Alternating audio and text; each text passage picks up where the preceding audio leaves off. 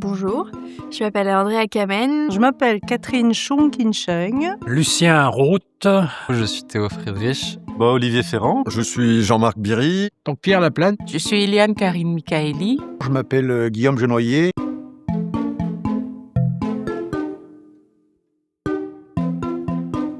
Les gens vont arriver, on est content, tout est prêt, pas de stress. Je pense que le moment le plus marquant de la journée, c'était à table ronde. J'apprécie beaucoup ces moments où juste on arrive, on se pose, on est dans une posture d'écoute.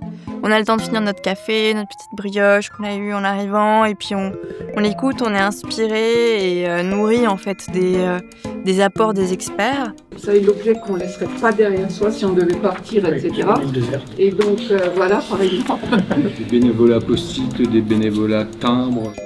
On parlait de nostalgie ce matin lors de la présentation de la table ronde et d'un personnage de dessin animé. Et en fait, je me rends compte que je me sens très nostalgique. Alors même que je ne suis pas la vieille de l'image associée à la nostalgie, parce que le fait de parler de vieillesse me rappelle mes grands-parents. Mon rôle d'aujourd'hui était donc d'intervenir en tant qu'expert en psychologie sociale sur la thématique du vieillissement. Et donc redéfinir ce que c'est qu'une personne âgée, une représentation des personnes âgées qui est un peu biaisée. Mais ils ont des capacités qu'il faut écouter quand même.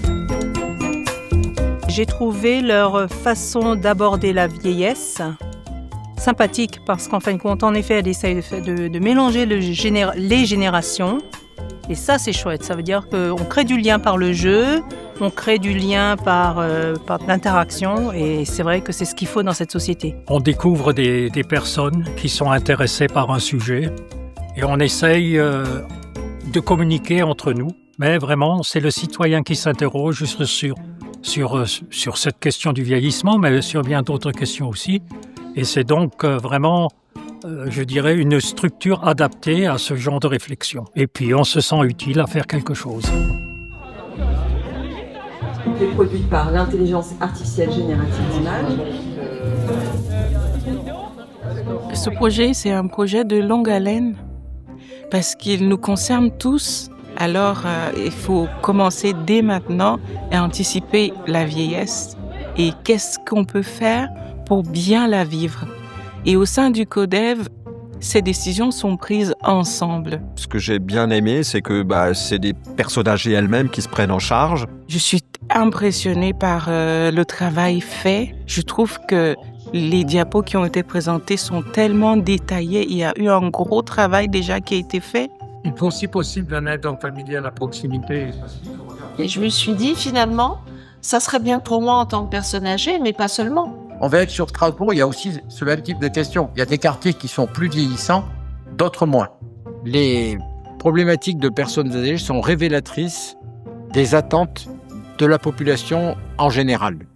Et donc, les personnes âgées ne doivent pas constituer une catégorie à part, même si elles ont des problématiques particulières. Donc nous travaillons à la conception et l'aménagement des espaces publics.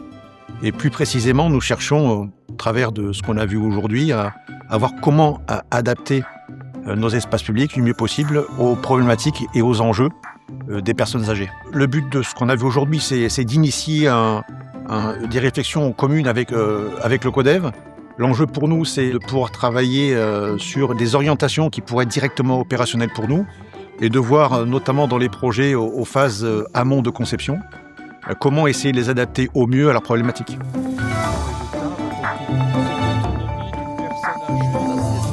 La richesse de ce CODEV, c'est qu'on reflète la population et donc on est un petit échantillon de ce que l'on observe dans la société. Et donc j'ai hâte à la fin de voir si on est beaucoup plus ouvert vers l'intergénérationnel, justement. Je pense que collectivement, on a avancé parce qu'on a tous appris des différentes sessions. Et puis, on arrive à un bon niveau de maturité collective et d'intelligence de différentes interventions. Donc, c'est plutôt pas mal. Ouais. Quel moment de la journée retiendrez-vous comme le plus mémorable ? Les falafels.